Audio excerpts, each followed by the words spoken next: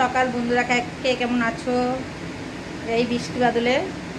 আমিও বেশি একটা ভালো নেই, কেন আমার ছেলের জ্বর হয়েছে, সেই জন্য আমি কিছু তুলতে মানে ছাড়তেও পারছি না, কিছু করতেও পারছি না, আর কারোটা বেশিরভাগ দেখতেও পারছি না, বুঝেছো তো। তা এবার আজকে কিছু ভাজা টাজা করছি, তাই কিছু তুলেছি, তাই ছাড়ছি।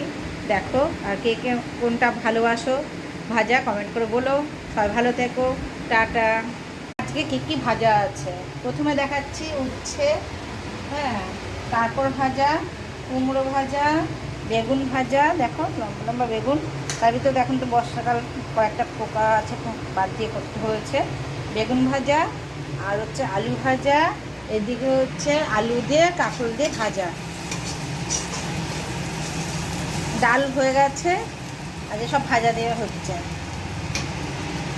এত ভাজা কে কে ভালোবাসো কমেন্ট করে বলবে। আমার তো ভাজা খুব ভালো লাগে, সেই জন্য এত ভাজা হয়।